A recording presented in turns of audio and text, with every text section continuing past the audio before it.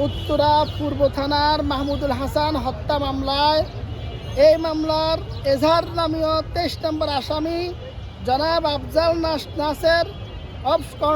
Colonel অবসরপ্রাপ্ত তাকে অত্র মামলার তদন্তকারী কর্মকর্তা বিজ্ঞ আদালতে উপস্থাপন করে 7 দিনের রিমান্ড প্রার্থনা করেন। বিজ্ঞ আদালত উভয় পক্ষের বক্তব্য শ্রবণান্তে সন্তুষ্ট হয়ে সাবেক ডিজিএফআই কর্মকর্তা আফজাল নাসের সাহেবকে 4 দিনের রিমান্ড প্রার্থনা মঞ্জুর করেন।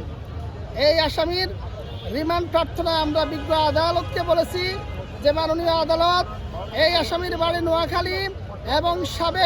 সাবেক সেনাপ্রধান মঈনুল আহমেদের খুব কাছের লোক হওয়ার কারণে তাকে দিয়ে বিএনপি দলকে নিঃশেষ করার জন্য তৎকালীন সময়ে তারুণ্যের অহংকার জনাব তারেক রহমান, যিনি বর্তমানে বাংলাদেশের প্রধানমন্ত্রী,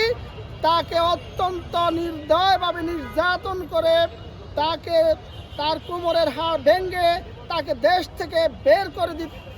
দিয়েছে। এই ঘটনার সাথে এই ব্যক্তির সম্পৃক্ততা আছে এবং তারা শেখ হাসিনাকে আমৃত্যু ক্ষমতায় রাখার জন্য, শেখ হাসিনার ফ্যাসিজমকে দীর্ঘায়িত করার জন্য, তারা শেখ হাসিনাকে টিকিয়ে রাখার জন্য 36 জুলাই অর্থাৎ 5 আগস্ট 2024 2টা বাজে হাসিনা পালিয়ে যাওয়ার পরও তারা ভেবেছে হাসিনা পালিয়ে যায় নাই, তারা হাসিনার ক্ষমতাকে দীর্ঘায়িত করার জন্য সেদিন আজকের এই ভিকটিম, তিনি বৈষম্য বিরোধী একজন আন্দোলনকারী, বৈষম্য বিরোধী জুলাই যোদ্ধা, তাকে নির্দয়ভাবে গুলি করে হত্যা করেছে।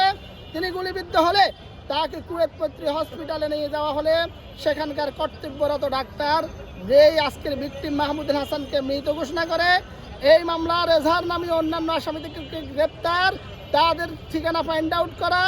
এবং এই মামলার মূল রহস্য উদ্ঘাটন করার জন্য ন্যায় বিচারের স্বার্থে আমরা বিজ্ঞ আদালতের সর্বোচ্চ 7 দিনের রিমান্ড প্রার্থনা করলে বিজ্ঞ আদালত সন্তুষ্ট হয়ে এই আসামিকে 4 দিনের রিমান্ড প্রার্থনা মঞ্জুর করেন।